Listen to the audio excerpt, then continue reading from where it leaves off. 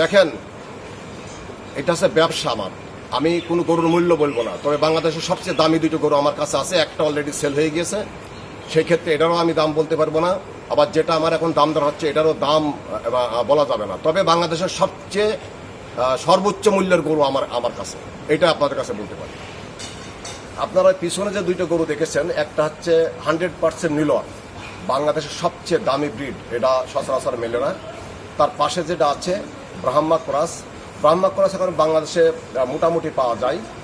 তো বাংলাদেশের ভিতরে এই দুটো গরু সবচেয়ে শ্রেষ্ঠ অবস্থানে আছে। তার ভিতরে সাদা গরুটা অলরেডি বিক্রি হয়ে গেছে 2027 সাল পর্যন্ত, আর কালো গরুটা বিক্রি হয় নাই। কালো গরুটা অলরেডি দাম দর হচ্ছে। এ যাবৎকালীন আমার খামারের থেকে ঢাকা এবং চিটাগাংয়ের বিভিন্ন খামারি 35টা গরু অলরেডি ক্রয় করে নিয়ে গেছে। আমার এখান থেকে 35টা গরু অলরেডি সেল হয়ে গেছে। এখন যে গরুগুলি আছে তার ভিতরে কিছু গরু বিক্রি করার উপযুক্ত হয়েছে। যেগুলি যদি আশানুরূপ বাজার পায় তাহলে সেল করব, আদারওয়াইজ আগামী বছর সেল করব। স্বপ্ন শাহ এগ্রো ফার্মে এখন বর্তমানে আমাদের যে গরুটা আছে এটা 1400 কেজি প্লাস এবং দাম চাওয়া হয়েছে 25 লক্ষ টাকা। নাম হচ্ছে কালো পাহাড়। আমাদের যে ব্ল্যাক ডায়মন্ড পেছনে দেখা যাচ্ছে এই গরুটা, বড় কালো পাহাড় দেখা যাচ্ছে, এটা আপনার 1400 ওয়েট আছে। এর আপনার 1400 ওয়েট আছে প্লাস, আর আপনার দাম হচ্ছে 25 লাখ টাকা দাম বলছে। হাট এখনো জমে ওঠেনি, বাইরের এখনো ব্যাপারী আসেনি পাইকারি, এবং গরুর দাম বেশি, খাদ্যর দাম ভুসির দাম অনেক বেশি, এজন্য গরুর দাম বেশি, বেচা কিনা কম হচ্ছে, বেচা কিনা নেই।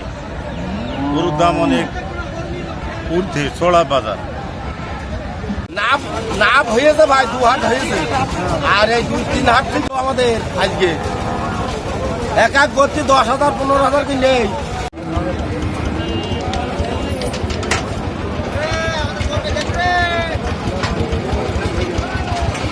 বলেন, কিনা 1,82,000 ভাই, গরু বাজার নেই।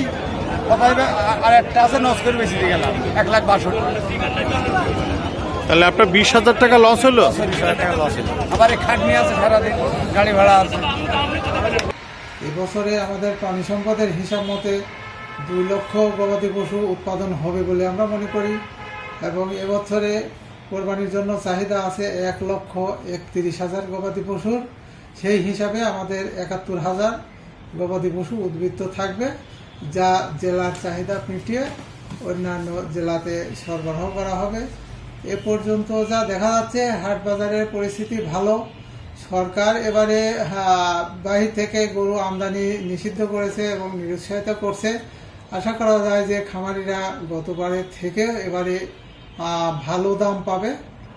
আর গত বছরে আমাদের চাহিদা ছিল 1,24,000, তার বিপরীতে আমাদের উৎপাদনের লক্ষ্যমাত্রা ছিল 1,99,000।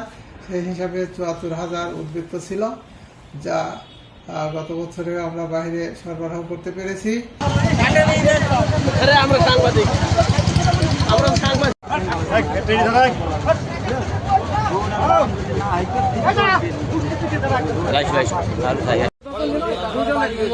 বলছে